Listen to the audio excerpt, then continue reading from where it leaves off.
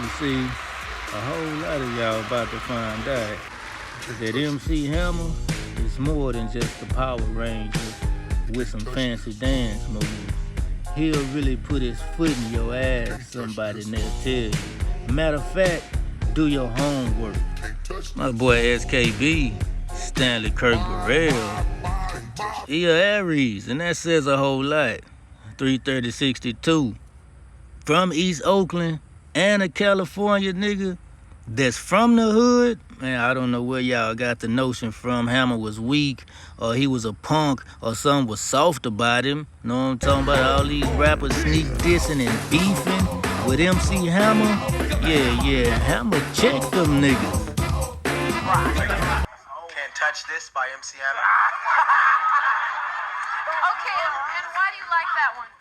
Because it's raging and he's funky. Funky dance steps. But there's parents out there listening to this that think he's serious. Why is the audience laughing? I want to ask you, why do so many people get on Hammer? I mean, the man sold 10 million records. I'm not getting on Hammer, and I'm not going to say he did sell 10 million records, but crack fiends bought 10 million rocks. That don't mean crack is good. Don't mean nothing. Sell a record don't mean nothing. The reason, I'm down with him because he's a brother and he's making his mail. But, however, he's diluting rap. You know what I'm saying? He's playing that Sambo role, and the reason everybody's buying his record is because he's no threat, and everybody want to see Sambo dance. MC Hammer, very serious about beef. Y'all laugh and y'all joke about Hammer. No. And he used to what anybody come to the Bay Area, they was in for it. And he was very serious about beef. Oh, you gonna talk about my dancing pants? I see you. MC Hammer don't play. And believe me, it was serious. Hammer, y'all gotta do the knowledge on Hammer. Even when I said about Hammer, I said, listen to my first album. When I did the skit, and I was like, you know what? That goddamn MC Hammer, mama and the whole nine. Came up to me on TV Raps, approached me. He was like, Red, I'm gonna tell you something, you young. But I don't allow nobody talking about my mama. You understand me? I said, yes, sir. MC Hammer, see, he discovered his passion for music at an early age. He already knew he was gonna be a star when he was a little nigga. He began performing in clubs and doing parties as a teenager, and in 1987 he released his debut album, Feel My Power, independently, which laid the foundation for his future success. Stanley Burrell achieved massive commercial success with his third studio album, Please Hammer, Don't Hurt Him, released in 1990. The album featured his iconic single, You Can't. See Hammer's unique style, which combined rap with catchy dance routines, colorful baggy pants, and flamboyant stage performances, captivated audiences worldwide. He became a cultural phenomenon, and his popularity transcended music, influencing fashion trends and even appearing in commercials and TV shows.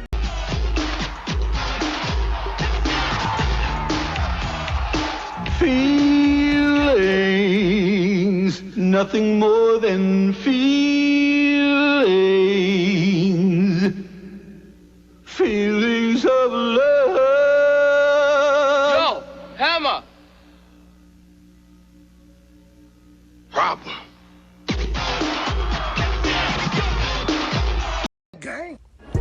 Stanley Burrell continued to be successful in the music industry. In 1991, he followed up the album Too Legit to Quit, which also achieved commercial success and produced hit singles like Too Legit to Quit and Adam's Groove. MC Hammer's music videos were highly acclaimed and received heavy rotation on MTV and other music channels. Rap language is the word or the phrase sellout. What it really means is, why didn't it happen to me? If your record crosses over pop and you get white listeners, Latin listeners, and listeners who are not black, you are quoted or called a sellout. If that's a sellout, then here I am. I'm a sellout because I want my music to be Outside of music, MC Hammer diversified his career through various business ventures. He launched his own record label, Busted Records, and founded several companies, including one of the co-founders of Twitter. He got his own management and entertainment firm and engaged in philanthropic efforts, supporting various causes, particularly in his own hometown of Oakland. MC Hammer continued to release music and performed live shows, maintaining a dedicated fan base. He also ventured into other creative endeavors such as acting and producing. Over time, he embraced his legacy as a trailblazer in the rap and hip-hop genre, recognized for his contributions to popularizing the genre on a global scale. What we gonna do about this? The man look like me out there, stole my moves and everything. Don't hurt him with everything. No, he might have it great.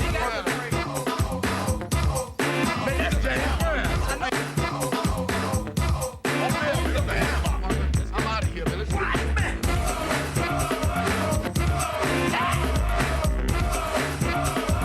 Despite his initial success, MC Hammer faced financial challenges due to extravagant spending and several unsuccessful business ventures. He filed for bankruptcy in 1996, leading to public scrutiny and criticism. However, he worked hard to rebuild his career and financial stability in the following years, eventually signing a deal with Suge Knight and Death Row Records. Stanley Kirk Burrell, aka MC Hammer's career, is a testament to his talent, innovation, and perseverance in the face of challenges. He not only left an undeniable mark on the music industry, but also demonstrated resilience and adaptability as an artist and entrepreneur. Bus will pick you up on High Street in Brookdale Park. MC Hammer is definitely a pioneer in this rap game, and back then he was hated on and called a sellout by a lot of artists for having commercials with KFC and Taco Bell. Also one of the first artists to get a shoe deal and advertising branding deal with British Knights. He also had Pepsi commercials and Frito-Lay commercials. Then came a push to ridicule MC Hammer at the height of his career, early 90s, 93, 94, from rappers like Ice Cube, Too Short, Redman, and Tupac. MC Hammer's influence can be seen in the success of subsequent rap artists and dancers who incorporate theatrical elements into their performances. He remains an iconic figure in hip-hop history, and he is remembered for bringing rap music to mainstream audiences and breaking down racial barriers in the entertainment industry.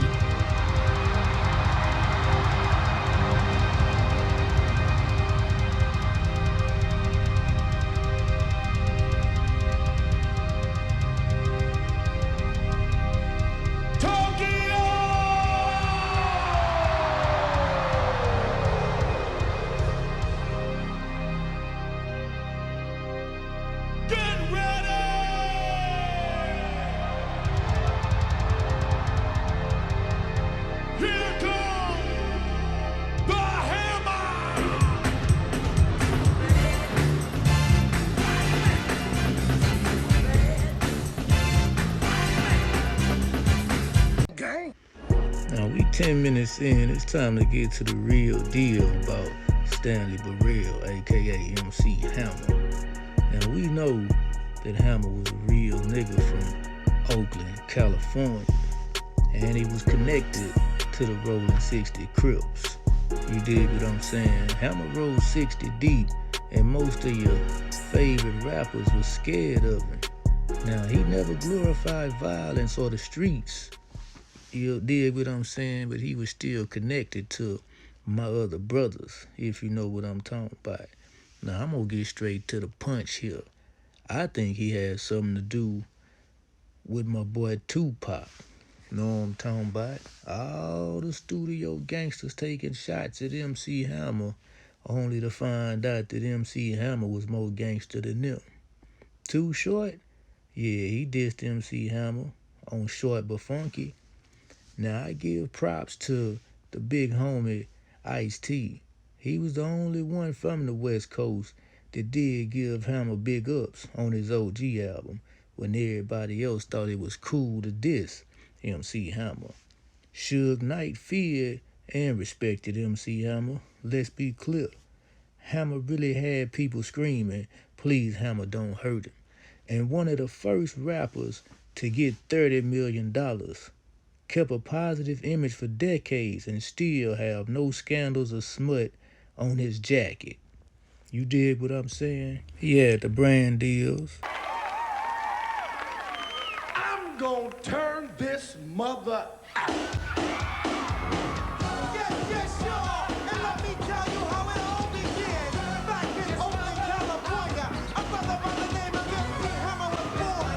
And Hammer came with his music and took the world by storm. Hammer, tell them how you feel, baby. Strong like a lion, no denying. I'm really thinking you something to cry. You get it with me, you can't hang. Doing it like this, I'll make it with a bang one do like that. And then you wonder how in the world could they ever be heard that beat me? You wanna beat me? Say yes to the Hammer. Entertainment presents a pumped up insight to MC Hammer. Hi, I'm MC Hammer. I'm the Tupac MC. Let's get it started. Pump it up and turn this mother out. Call 1-900-909-MCMC. Call us on up. Now is the time. You might hear a joke or a couple of rhymes. Call and hear MC Hammer and learn how to leave your personal message. Call 1-900-909-MCMC. $2 the first minute, 45 cents each additional minute. Kids, ask your parents' permission. Call me. Call me. I'm MC Hammer. Hammer, what you doing? I'm waiting those calls, baby. Pump it up. Pump it up. Just do me, baby. I rose. All odds against me. Went through those suckers who dissed me loud. But now I'm standing proud, hyping the crowd. By my style, I drive wild. Yo, MC Hammer, you driving them wild, baby. Keep it out, don't you have no doubt. I got the rhythm, the beat, the bass, the dance, the cloud. Yo, Hammer, man, you stack those dollars, man. So, what's the move? Didn't even improve on a serious tip, boy. You in the wrong group. You in the wrong group, baby. You in the wrong Ever group. there's a crime, some crooks are gonna do time. They all better beware, cause the Hammerman will be there. Here's how it started a long time ago. The legend of the Hammer and how it began to grow. He was given magical shoes from a hip-hop Motown dude. They met a guy named Stanley who was dancing every night. And the shoes knew at once they had finally found their man. They hopped right on his feet and he became Hammerman. Hammer, Hammerman, Hammer, Hammerman, Hammer, Hammerman, Hammer. Oh yeah. Discussing the life of MC Hammer. Stanley Kirk Brown was born on March 30th, 1962, in Oakland, California. The youngest son of 7 siblings, he spent most of his early years in Oakland, a city ravaged by crime and poverty. He grew up very poor. Hammer recalls that 6 children were crammed into a 3-bedroom housing project apartment. His father managed a poker club, while his mother held down a job as a secretary. Times were tough, but young Hammer found great joy dancing in the streets and parks, copying dance moves from his early idols. At 4 years old, he watched the James Brown performance at the Apollo on TV and began to emulate it. When he wasn't dancing or studying, he would write poems, but dancing and writing were just hobbies. His consuming passion was baseball. Whenever he got the chance, he'd go to the Oakland Coliseum to watch his home team. One day, the A's owner, Charlie Finley, saw 11-year-old Hammer doing James Brown splits in the Coliseum parking lot and was so amused, he hired him to work in the clubhouse. When the team went on the road, Hammer went along as a bat boy, and when Charlie would fly home to Chicago, Hammer would call him from the ballpark and give him a play-by-play rundown of the game. Hammer became buddies of many of the A's stars, like Joe Rudy and Vita Blue. He got the name Lil Hammer after one player noticed his resemblance to Hank Aaron. Following high school, Hammer pursued a college degree in communications and a career as a professional baseball player, but to no avail. Out of school, out of work, and out of luck, Hammer felt as if he had reached a crossroads. For a while, he thought about hooking up with the most flourishing trade in his neighborhood. Hammer had friends making $5,000 to $6,000 a week easy in their sleep. Instead, Hammer joined the Navy. He was stationed in California for most of his 3 years, though he did spend 6 months in Japan. After leaving the service, he found a different type of discipline through the church, studying the Bible intensely 6 days a week. and forming a religious rap duo called the Holy Ghost Boys. Religious rap might seem to have limited commercial appeal, but Hammer talked 2 record companies into taking a chance on producing the Holy Ghost Boys album. But he and his partner went their separate ways before the project could be completed. Backed by a pair of $20,000 investments from Mike Davis and Dwayne Murphy, MC Hammer formed his own label called Busted Records. He put together a female dance group called Oaktown's 357. Rehearsal sessions were vigorous. Hammer allegedly drilled the group with boot camp intensity and military training. Rehearsals were held 7 days a week, sometimes for 14 hours at a time. In 1988, Hammer's buzz in the streets led to a meeting at Capitol Records headquarters in Los Angeles. With his music, dancing, and savvy business sense, Hammer convinced Capitol that he was the man who could lead the company into the booming rap music market. Hammer left the meeting and returned to Oakland with a multi-album deal and a $750,000 advance. Capitol Records did not have to wait long for proof that they made the right decision. His reworked album titled Let's Get It Started climbed the sales of more than 1.5 million records. Touring and appearing at hip-hop shows around the nation didn't keep Hammer from working on his next album. Titled Please Hammer Don't Hurt Him, he predicted to Capitol that the album would break all rap music sales, and his prediction proved to be true. Backed by a unique marketing campaign, which included sending cassettes to 100,000 children, along with personalized letters, arguing them to request Hammer's music on MTV. His smash single, You Can't Touch This, had already sold more than 5 million copies by the mid-90s, easily surpassing the record formerly held by the Beastie Boys. The song also became the theme song for the Detroit Pistons basketball team during and after their second NBA championship campaign in 1990. At this point, MC Hammer was on top of the world, but in the midst of all the frenzy, there was, and still is, a vast gulf between what hip-hop knows about MC Hammer and what mainstream pop culture thinks it knows about MC Hammer, because he spent the early 90s shuffling from side to side in genie pants at the top of the charts and filling commercial breaks from sneakers and Taco Bell. Hammer's mistakenly too often treated like the Carlton Banks of hip-hop, deceived by his dance moves, charisma, and clean look. But tales of Hammer's more streetwise traits have been rife in both the East Bay and hip-hop community for years. With deep family roots, Hammer's family allegedly had mob ties in the Felix Mitchell era. Felix Mitchell was an infamous drug lord from Oakland and leader of the 6ix9ine mob criminal organization, which operated throughout California and the Midwest. While never glorifying violence, Hammer and his brother were affiliated with the most powerful street dudes in Oakland and were heavily connected. Growing up, Hammer was from the High Street Bank Boys, who are more than notorious in their section.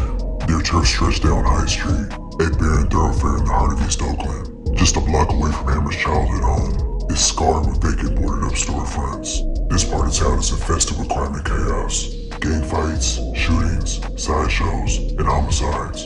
In the late 80s, when Hammer finally got on, he put his entire hood on with him. As Hammer was climbing the ladder of success and raking in the millions, he saw the people that he grew up with in his neighborhood hustling, selling drugs, engaging in turf shootouts, and even some getting addicted to crack. In an attempt to keep them from returning to jail, Hammer put his whole hood on payroll, paying each person $40 to $50K a year. His actions by default became a full-scale prisoner work program. When Hammer would move around, he had an army with him, mobbing with at least 100 people deep at all times. His entourage consisted of hitters, drug dealers, relatives, and dancers, which initially included his clique from High Street. Expanded to Hammer putting on people from San Francisco, Detroit, LA, New York, and down south. Hammer wanted to use his platform the best he could to uplift his people. During the height of his success, MC Hammer began receiving shots from various rappers around the industry. Unaware of his background, and fooled by his dancing in genie pants, along with his positive music, many rappers who watched Hammer on TV thought he was soft and would openly diss him. But MC Hammer was ruthless in protecting his reputation. Disrespecting Hammer potentially meant putting your well-being in jeopardy. He grew up fighting and boxing in East Oakland. That aggression that he danced with on stage, he was able to translate that to fighting if someone needed to be handled. If you talk shit about Hammer on your album and your tour had to stop in Oakland, he was coming to see you. In the late 80s, early 90s, there were shots being exchanged between MC Hammer and LL Cool J. LL dissed Hammer on his 1990 song, To the Break of Dawn. That same year, LL had a show in Oakland, California. Hammer's people allegedly pulled up backstage to pay LL a visit. An argument ensued, and as LL tried making his way through the door, he was allegedly punched in the face. The following day, Hammer's people allegedly followed LL as he was making his way to the airport. MC Hammer and LL were able to settle their differences years later. In 1989, in response to MC Hammer dissing Run DMC, Third Base took it upon themselves to diss Hammer. In their song The Cactus, the lyric in question was, "The cactus turned Hammer's mother out," which was apparently a play on the title of Third Base's The Cactus album, and Hammer's record from the same year, Turned His Mother Out. But Hammer took it as a diss toward his mother. While Third Base was on their press run and toured to promote their album, they had to make a stop in Los Angeles. While in the air, and before the group even landed, a call was placed to the president of Def Jam, from which was allegedly MC Hammer's brother, informing her that they would be dead once they got to California. MC Serch claims the $50,000 hit was confirmed by fellow Def Jam artist Eric B, and was allegedly supposed to be carried out by the Rolling 60 Crips, the largest Black American gang in LA. Russell Simmons had to place a call in an attempt to protect his artist. Barefoot Pookie was assigned to be next to MC Serch at Third Base at all times and for the duration of their stay. The next day, MC Serch decided to hit the Beverly Center to take his girlfriend shopping at Louis Vuitton. Pookie greenlighted the trip and said he'd go along. Upon coming off the escalator, Serch began to sign autographs. After periodically lifting his head, he noticed several men making their way towards him.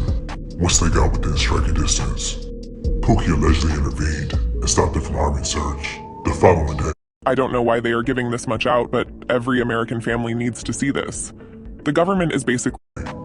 During a giveaway for a radio station, MC Serch felt the need to call Hammer a bitch live on air, at which time Serch got everything off his chest and challenged Hammer to meet face to face. A few minutes later, another call came through from a man identifying himself as a Rolling 60 Crip and declaring that he was about to kill Third Base. At which point, MC Serch and Third Base evacuated the radio station. Allegedly, as they were driving off, a carload of Crips pointed semi-automatic weapons at them. Third Base was able to finish their press run effectively by disguising themselves for the remainder of their time until they left California. Over 20 years later, MC Serch is apparently still shook up over the incident. He admits having to attend counseling therapy 3 times a week for his PTSD. Hammer addressed the alleged $50,000 hit and said MC Serch's claims were ridiculous. In 1992, Ice Cube dropped a single, True to the Game. The song was a condemnation of Uncle Toms who sell out themselves to white audiences.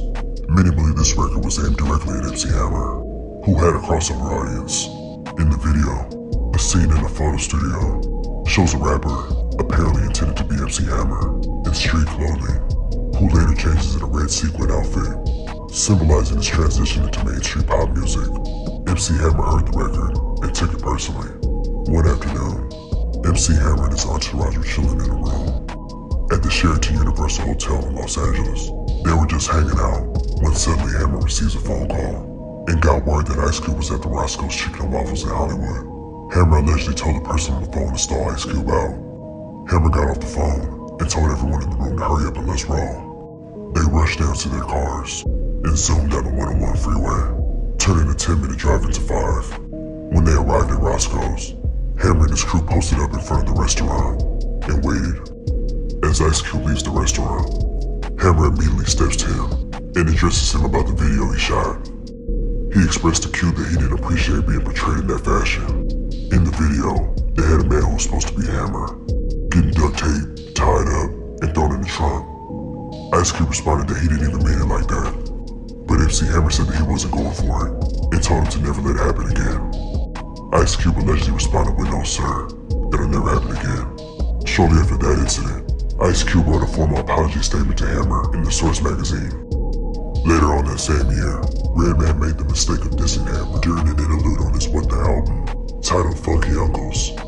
His lyrics said, "Everybody yell at Hammer time. He ain't shit, mama ain't shit, daddy ain't shit, nobody shit." Redman claimed that he was subsequently chased out of Oakland by Hammer affiliates. This was at the time Redman was traveling with EPMD. At the event, Redman began to notice Hammer affiliates closing in from all sides. Nearly boxed in, he had to quickly flee. In 1994, during a BET Rap City interview, Hammer referred to Redman as a punk and described how he had a chit-check a Tribe Called Quest. And in 1995, Redman and MC Hammer met face-to-face on the set for the final episode of Yo MTV Raps. Hammer approached Redman and reportedly said, "Hey Red, I know you young, but I don't let nobody talk about my mom." Redman later admitted that his response to Hammer was yes sir. Hammer is no stranger to experiencing street shit, but sometimes it finds you, even when you're not looking for it. Let's rewind to June 23rd, 1992. Hammer was in Albuquerque, New Mexico, participating in a charity softball game. After, they had a barbecue for the local kids and firefighters at Roosevelt Park. While people were enjoying themselves, a male rides by the park and threatens to spray the whole barbecue with bullets. Before Hammer could get everyone out the park, the male returns and begins to shoot from inside the moving vehicle. 4 people were shot, including 3 people within Hammer's crew. Brian Sneed was shot in the face, Delani McGill was wounded in the neck, and our frame suffered a graze wound to the leg. During the mid-90s, Hammer and Suge Knight linked up, and Hammer signed with Death Row Records in 1995. He finished an album under the label, but it was never released. After the death of Tupac in 1996, Hammer left Death Row Records.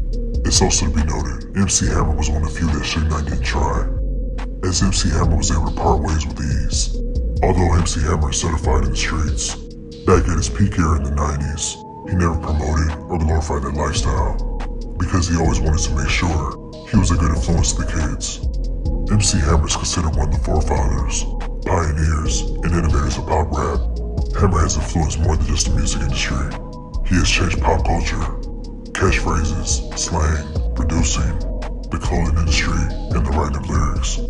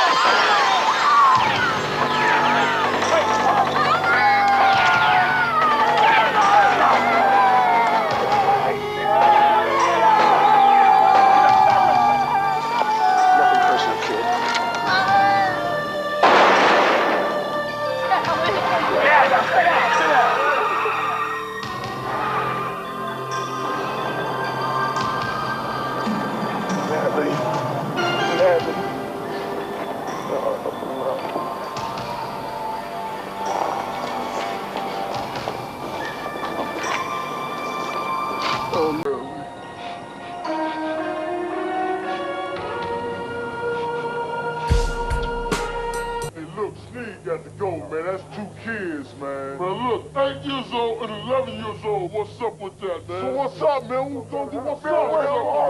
What's up? Talking. What we gonna do, man? What we gonna do? Chill. Keep your heads on for a minute. Hey, yo, Ham, that's 2 kids, man. What you wanna do?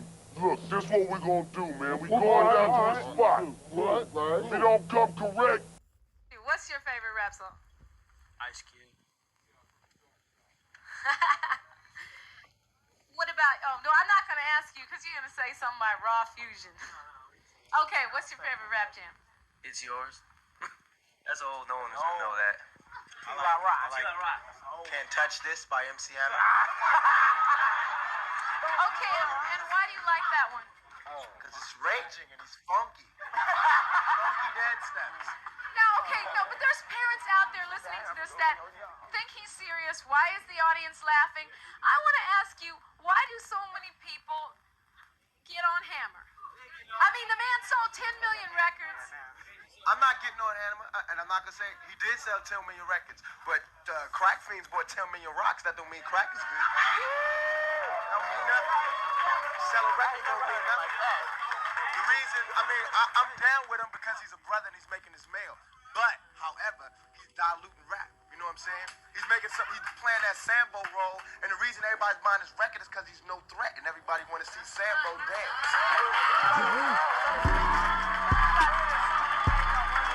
Well, we obviously have some strong feelings here.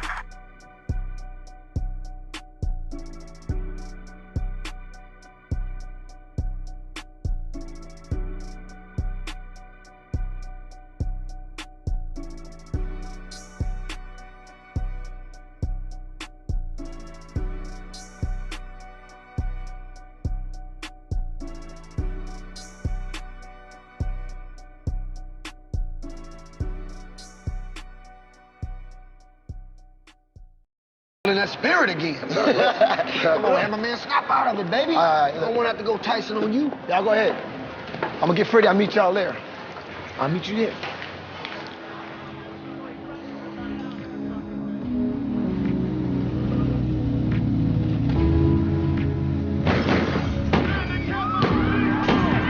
MC Hammer, very serious about beef. Y'all laugh and y'all joke about Hammer. No, no, no, no. He used to what anybody come to the Bay Area, they was in for it. And he was very serious about beef. Oh, you gonna talk about my dance again? I see you. MC Hammer don't play. And believe me, it was serious. Hammer, yo, y'all gotta do the knowledge on Hammer, man.